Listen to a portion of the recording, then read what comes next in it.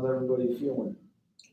Did you guys finish not the movie, but what we were watching on YouTube? You finished it? The Paris Hilton one? Yeah. We did. Luckily, it's free to everybody.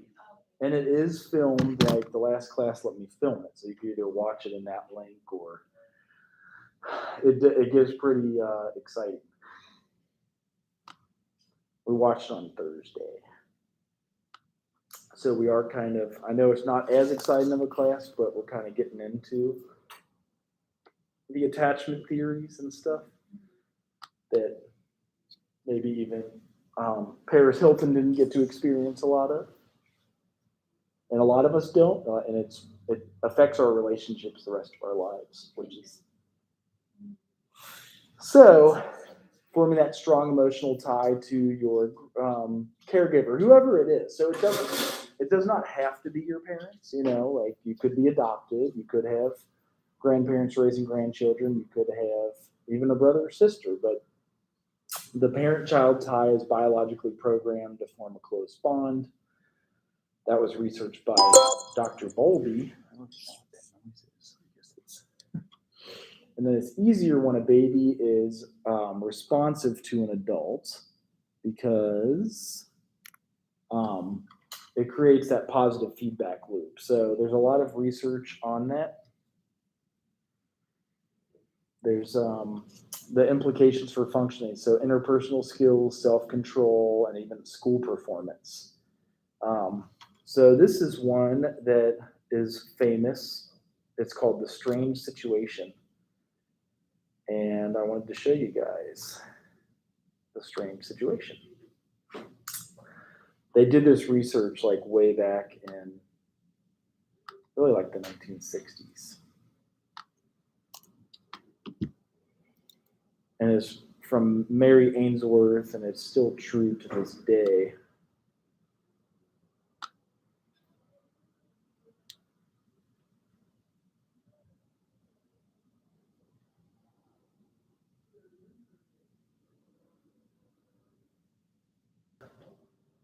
Studying attachment is not straightforward.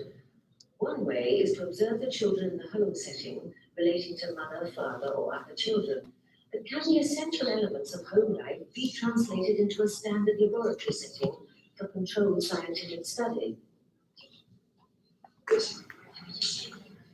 After conducting extensive observations of parents and children at home, a student of Bowlby's, Mary Ainsworth, devised such a procedure called the strange situation, which places the child under some stress. It has become the most widely used standardized way to assess the quality of a child's attachment to their caregiver. Here the researchers are recording how 14-month-old Lisa responds in this attractive but unfamiliar setting. How will she react to a stranger? What will happen when her mother leaves the room? And when she returns? It's Lisa's behavior when her mother returns, what psychologists call the reunion, that they are particularly interested in. Most importantly is to look for the type of balance that a child strikes between an attachment need and, on the other hand, to explore the academic material.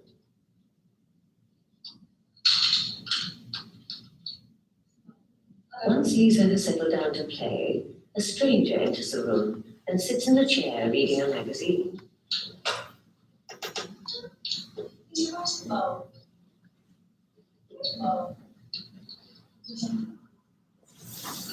After a couple of minutes, the stranger attempts to interact with Lisa.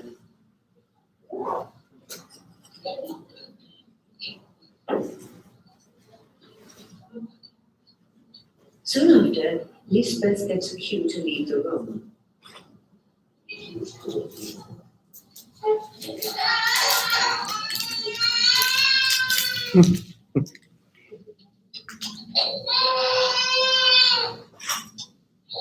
stranger tries to comfort Lisa, but in vain. Lisbeth comes back into the room, and the camera records how Lisa reacts.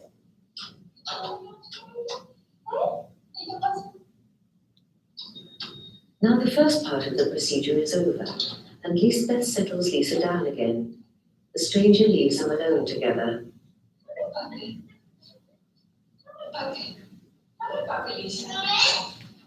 And soon after, Lisbeth goes too. Lisa is on her own. Her distress is plain to see. Once again, the efforts of the stranger to console Lisa are to no avail.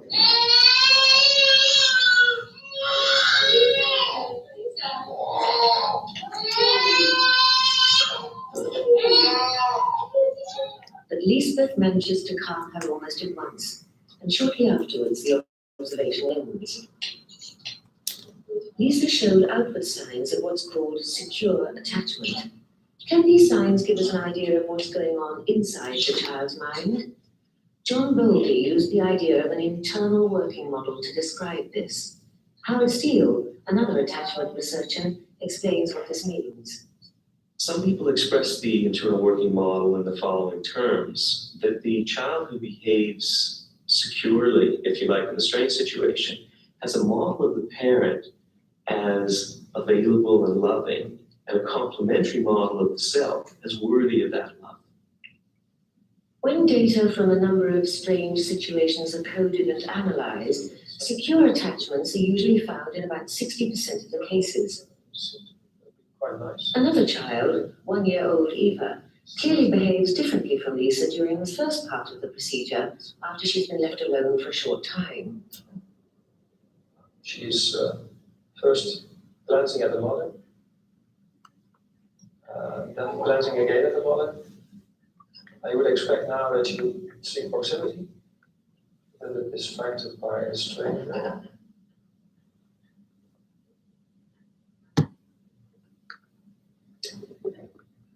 This takes a long time before she's oriented the mother again. Yeah, although she looks, but only shortly. She's clearly distressed, so you would think that she would seek proximity, but she's She just remains playing with the ball. so more or less focused on the play material, not letting her emotions go and seek proximity to get on the students. Coding and classifying behavior in the strange situation is not always straightforward. Eva behaved differently in the second reunion to how she'd done in the first. So stuck a little bit of Some of her reaction shows signs of what Ainsworth describes as insecure avoidant attachment. on the other hand. How are avoidant attachments represented in the internal working model? This is a mother who has communicated to his or her child, if you're distressed, try to keep grips on it. Try to have a stiff upper lip. Try to pull yourself together. Try to be independent. Try to learn to deal with it on your own. Although the strange situation is used extensively in attachment research, some other psychologists who have studied children's relationships have reservations. I think the problem is making inferences about the relationship from how children behave in the strange situation, because it is exactly that, a strange situation. Because the tricky thing is, what does the situation mean to the child? It means something probably very different for a child who's been in daycare since early in the first year, and the same is true for children from different cultures, for whom this experience may have very different meaning again. Despite such criticisms, this 20-minute strange situation procedure is still widely used and believed to indicate the relationship between the child and, in this case, the mother. It is considered to highlight important qualities of the attachment and show significant links with other aspects of the child's experience and behavior. The child's representation of his or her relationship with mother in the first year of life carries over to the child's behavior with peers at 2, 3, 4 years of age, such that children who look securely attached in a strange situation to mother at 1 year are getting on better with peers in the preschool, able to work cooperatively on tasks, resolve dilemmas, conflicts that emerge, often without resorting to the teacher. So, forming that secure attachment is one of the things as a child that you would do. So you kind of like have a parent that would, like comfort you when they're gone. Now, if you're in an orphanage and you never have anybody comforting you, you might not have a secure attachment with anybody. Like you don't really have the ability to sometimes trust people as much and things of that nature. So those are some of the things to keep in mind. Here's what they look like. So a secure attachment, you would use the mother as a secure base when playing. Like I'll even notice my kids, they like hold on to your pant leg and they're like playing and then they'll like hold on, like they don't want you to go. Then you have insecure avoidant, do not use mother as a secure base. Like they just play and they don't care. And then there's insecure anxious, which will be clingy and reluctant to explore, or even angry at mother. So those are like the three in the study Mary Ainsworth came up with. They try to look for that secure attachment because that can also have you be in relationships in the future. Like you're secure, you're okay if like your spouse did their own things or went out of town or went, like had their own things going on. They're not always like, having to be hanging around you, so to speak, if that makes any sense. So let's see here. There's an interesting one about this, relationships.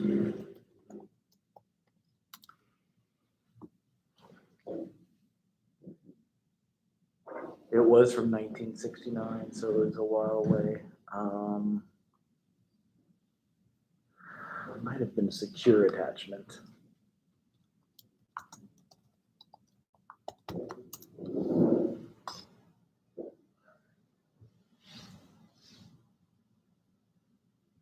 Attachment theory, how childhood affects life. Close. This The- video. The far right, This one. pink. That? Did I get the right one? Yes. The Okay. attachment theory argues that a strong emotional and physical bond to one primary caregiver in our first year of life is critical to our development. If our bonding is strong and we are securely attached, then we feel safe to explore the world. We know that there is always that safe base which we can return to any time. If our bond is weak, we feel insecurely attached. We are afraid to leave or explore a rather scary-looking world because we are not sure if we can return. People who are securely attached are said to have greater trust, can connect to others, and as a result are more successful in life. Insecurely attached people tend to mistrust others, lack social skills, and have problems forming relationships. There is one type of secure attachment, and there are three types of insecure attachments: anxious ambivalent, anxious avoidant, and anxious disorganized. In responses to distress, the first three react organized, while the last acts disorganized. To understand the theory better, let's look at Mr. and Mrs. Smith, who have 4 children: Luca, Anne, Joe, and Amy. The Smiths are lovely parents who cuddle, make frequent eye contact, speak warmly, and are always there for their kids. But one day, Mr. Smith falls very sick and dies. For Mrs. Smith, life now becomes very difficult. She spends all day working, while at the same time trying to care for her children. An impossible task. At 6 years of age, Luca's brain is for the most part developed, his character strong and his worldview shaped. The new situation does not affect him much. He knows there is still always Mum, his safe haven. He feels securely attached. Later, he turns into a trusting and optimistic young man. His self-image is positive. Anne, who is 3, has problems coping with the new lack of attention. To Anne, her mother now acts unpredictably. She is anxious about their relationship and as a result becomes clingy. To get her mum's attention, she has to raise her emotional state and scream. When her mum finally reacts with a predictable response, she herself acts ambivalent and doesn't show her true feelings. Later in life, others think Anne is unpredictable or moody. Her self-image is less positive. Her attachment style is anxious ambivalent. 2-year-old Joe spends his days with his uncle, who loves him, but thinks that a good education means being strict. If little Joe shows too much emotion or is too loud, his uncle gets angry and sometimes punitive. This scares Joe. He learns that to avoid fear, he has to avoid showing his feelings, also in other situations. As an adult, he continues this strategy and has problems entering relationships. His image of himself is rather negative. His attachment is anxious avoidant. Amy, who is just 1 year old, gets sent to a nursery. The staff there is poorly trained, overworked, and often very stressed. Some are outright abusive. Amy therefore becomes anxious of the very people she seeks security from, a conflict which totally disorganizes her ideas about love and safety. As she is experiencing fear without resolution, she tries to avoid all social situations. As an adult, she thinks of herself as unworthy of love. Her self-image is very negative. Her attachment is anxious, disorganized. Our attachment is formed in the very first years of our lives, a time when we are too young to communicate our anxiety, and as a result, can experience high levels of stress. Then our adrenal gland, an organ sitting on top of our kidneys, produces the stress hormones adrenaline and cortisol. The heart rate increases, the blood pressure goes up, and we become alert. If that happens frequently, it is called toxic stress. Toxic because it impairs the development of a child's brain and weakens the immune system. In embryos or at a very young age, toxic stress can even switch the expressions of genes, which can affect our health many decades later. By simulating a strange situation, we can assess an attachment style already by the age of 1. To do this, we let the child play with their mother for a few minutes inside a room. Then the child is left alone. The key moment is the child's reaction when her mother returns. Securely attached children first usually hug their mother, then can calm down and eventually get back to playing.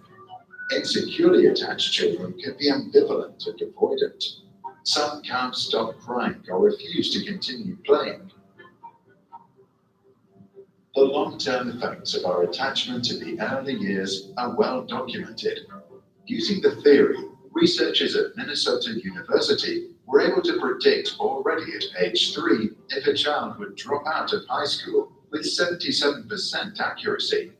In another study, undergraduates at Harvard were asked to assess how close they felt to their parents. 35 years later, they were asked about their health. 91% of those who said they had a rather broken relationship with their mother were also diagnosed with health issues, including coronary artery disease, hypertension, and alcoholism. For those that had reported a warm relationship, the figure of poor health diagnosis was just 45%. But there is another reason why the early years deserve special attention. They are the starting place for subsequent behaviors.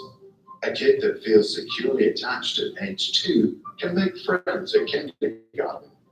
Their worldview gets reinforced with every interaction, and they develop optimism. As a result, they make good relationships at school, then at college, and later at work.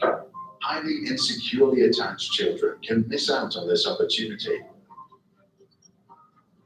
Psychologist John Bowlby, a pioneer in attachment theory, allegedly said, "What cannot be communicated to the mother cannot be communicated to the self." In other words, those who feel insecurely attached might not quite understand themselves. To get to know who they are and what they feel, they might have to go way back in time.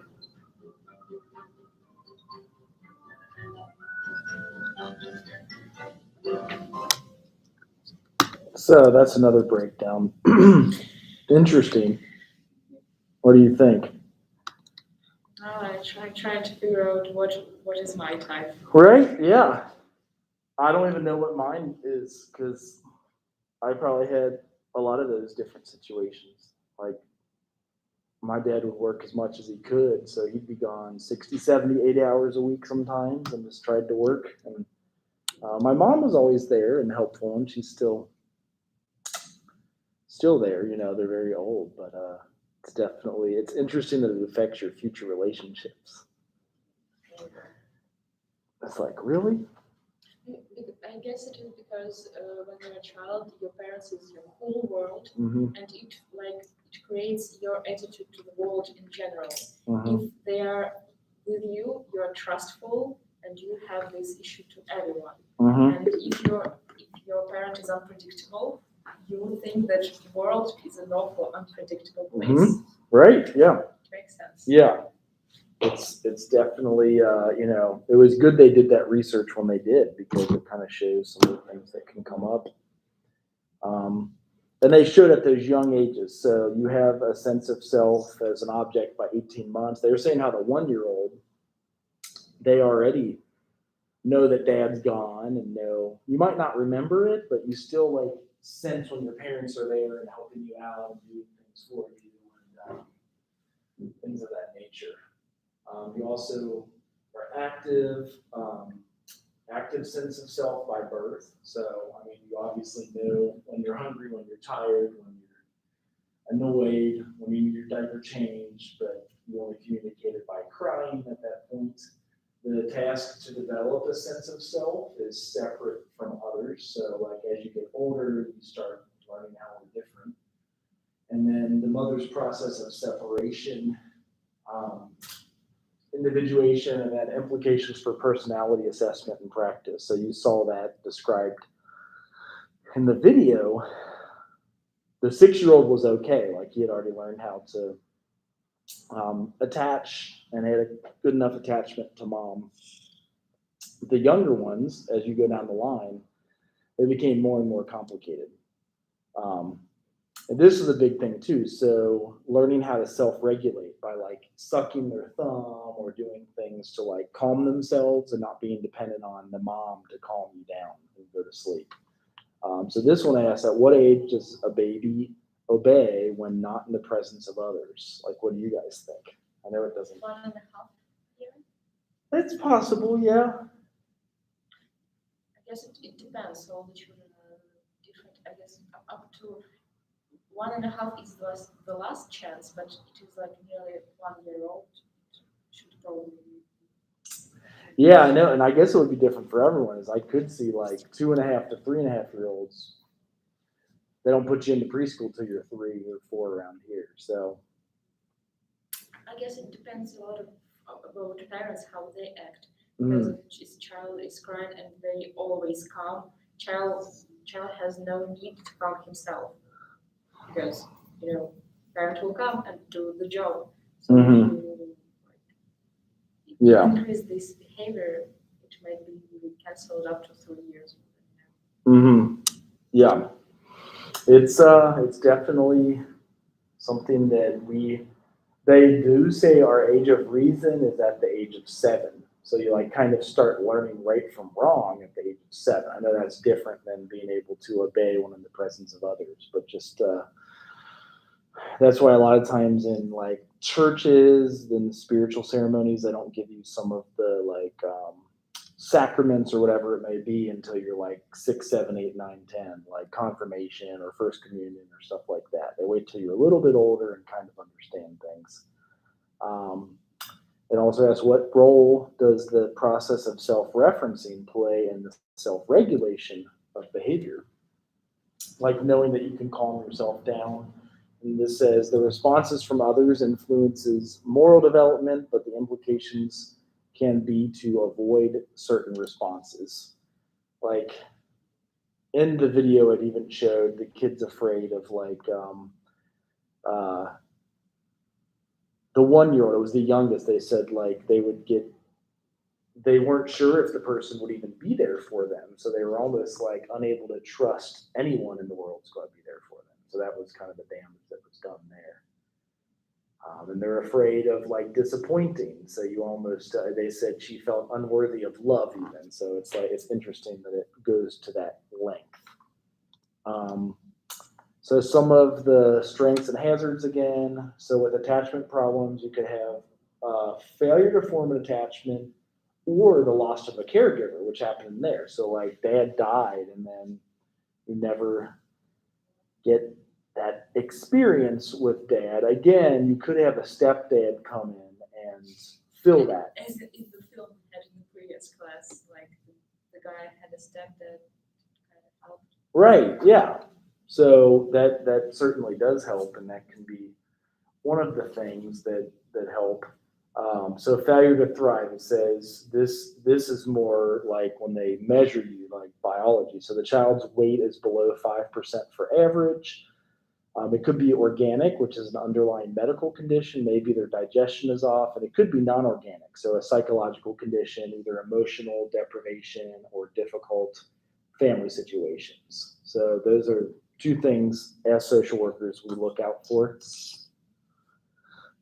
Some of these strengths and hazards, there's circular influences on the family. So the parents with the baby's exposure, then family stress and marital interactions, it can be good or bad, and then it kind of cycles. So those are some of the things we look out for and why with adverse childhood experiences, we ask the questions about your connection with mom, your connection with dad, and things of that nature. Other strengths and hazards, like how involved the father is, and that would go for both. So how involved the mother is, how involved the father is. The need support, the need for social support. Sometimes it is the maternal grandmother. Playing with the baby, also the adoption and birth parents. I've seen some adoptive kids that are extremely well adjusted and do just fine. So it really just depends on how the adoptive parents are. Even if they're in daycare, they can be okay. But if it's a bad daycare and there's infant abuse, that can certainly be one of the ACEs or adverse childhood experiences that causes stress. So you want to be in an appropriate environment to be able to read what the baby needs. I guess the problem with daycares is, as I understand you, the child is attending daycare probably when he can't speak really well. So it is hard to tell the child that something's going on. It's true, yeah. They put kids as early as the age of 6 weeks in daycare. I think that's the earliest they take them. It blows my mind, but I know at Mount St. Joseph University, my sister-in-law works there. Pretty sure she said 6 weeks. I don't think she said 6 months, but now you're making me want to. I'm pretty sure it was like super, because sometimes that's the most the leave mom gets. Actually, I could ask my wife. Yes. No, that's okay. Does Angie take kids that are 6 weeks? I'm asking for class. Sorry, go ahead. I guess in Russia we have more cultural kindergartens from 3 to 6 or 7. Mm-hmm. And nearly, I don't think that there are a lot of places that can take children around this age. Mm-hmm. So I thought that it is like an emergency, self-emergency, when there is absolutely no other options and you just have to do it. Mm-hmm. I understand it is a common practice. Yeah. Yeah. I think here, maybe only because I feel like we have more mothers and fathers that work at the same time, but I could be wrong. You have just as many in Russia that. When do you have a kind of not a holiday, but how it is called when you leave the work when you have a child? It is You get like 2 weeks sometimes 2 over the weeks? summer. That's it. In Russia, you have like 3 years, I guess, for the mom. It is not all the places that give you such a good condition. The problem is that many places don't hire women because they have to provide them 3 years of paid. Oh, wow. Interesting. Yes. Yeah, we might get 6 weeks, but probably only 2 weeks is paid. It's pretty bad. Like that's what this new legislation is trying to push, but it's also $3.5 trillion. So you have to pay for yourself to have time. That's the issue right now. I mean, that's kind of what we're up against. We're like, even my wife is like, why can't you get like 6 weeks off? Because people at some agencies pay you for 6 weeks off, but not many. I said it doesn't happen in social work and teaching. That's I don't understand how they survive. Like 2 hours pass and you're going back to work, Yeah, it's insane. right. You even your body didn't recover from. Right. Yeah. Yeah. So we're just trying to stretch it out by like living as simply as we can and not buying lots of things and like, just doing what we can to support her. So it's tough. It's definitely something that you don't expect. I know we're finally moving on in chapters, which is exciting. So we are at chapter 5, which is kind of crazy. Any questions for you guys on chapter 4? This book moves slower. And chapter 5, what's it about? What's the topic? The topic there is like younger children, but no longer babies. Toddlers? Yeah. Yep. Pretty much it just kind of like grows up all the way through. I wonder, oh, there it is. I was like, where is it? I know I heard it. I think that it is one of the most interesting periods of life because you can already do something with the child to develop him. And he is developing extremely fast. Mm-hmm. And there are so many ways to interact with them. There are so many schools, courses, Yeah. plenty of things to do together. Yeah, so these are like your toddler stage, the terrible twos, and then the preschool, and even kindergarten. But most kids start kindergarten at 5. So that is kind of where we are.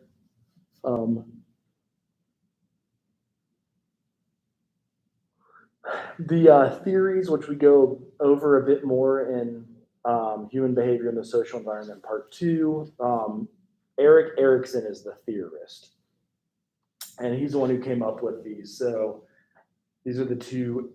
You have either autonomy or doubt from 2 to 3 years, and then initiative versus guilt. So it's development of independence from physical care to self-care and social compliance. So you're like learning everything: how to go to the bathroom yourself, how to tie your shoes, how to feed yourself, how to put on clothes, how to like do all of it. And that's, a lot in those first few years. So, and they show you and the difference between a 1-year-old and a 4-year-old. So at 1, your goal is to master mobility, but at 4, mobility is used for exploration and independence. You like go outside and maybe even look around in your yard and like get to start preschool and meet new friends. And at 1, you can imitate sounds, but at 4, you master spoken language and you communicate thoughts. You can talk in sentences. You can say things that are like, pretty complex. At 1, you manipulate the physical world to learn, and then at 4, you can even use mental symbols and like start learning about Christmas and like about like maybe the Easter Bunny or Santa Claus or something. Time, for example. What's that? Time, for example. Time, yeah. Yeah, maybe the 4th dimension, so you get kind of like the... No, I think the dimensions of the children up to 7 years old don't understand three dimensions even. Ah, interesting, yeah. They like understand all like a plane surface. Yeah. Up to the 2nd class of school, something like this. Interesting, yeah.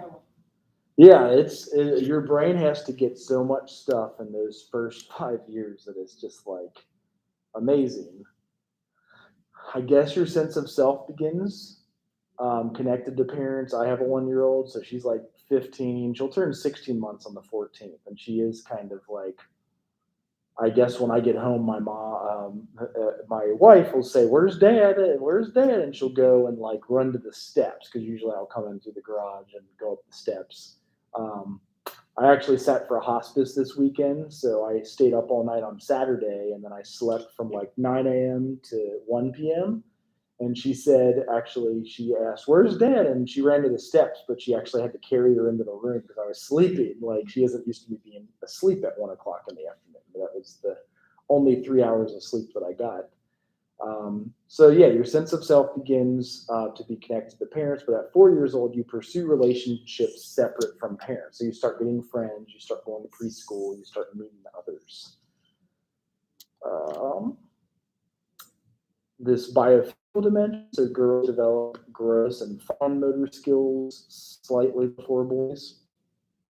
And then With gross motor skills, that's running and jumping, and then fine motor skills are building towers or even pulling up a zipper and things like that. So girls get the fine motor skills, and boys get more gross motor skills faster. Girls are usually bigger than boys too until you're like, what, 7 or 8 or 9 or 10 or I don't know. Oh, really? That's, yeah, until you're like, I think even like high school almost. Are you still, when did he outgrow you? Probably around high school. Okay, yep. My brother is 6 years younger than me, and he is 40 now, and he's taller than me. Okay, yeah, that It's sounds like someday it had to happen. right. Yeah. So these are some of the things we're going to get into. I'm not going to go too far into it today just because I want to make sure you guys have time. You said you were finishing up the trauma paper, so I wanted to give you time for that. Just let you guys write 2 pages on trauma and watch the rest of Harris's trauma, and then Do you have a kind of presentation in this class too? yes, About the it's any mental health disorder. So it could be alcoholism, addiction, domestic violence, poverty, and how it affects development. You could do attachments if you want, secure attachments. You could do really any topic that you want. problems and how they affected my life. Right, yeah, you can make it. It's the final paper. It is about you. It is a final paper Oh, is it a wasp? See, it's the perfect time to end class, isn't it?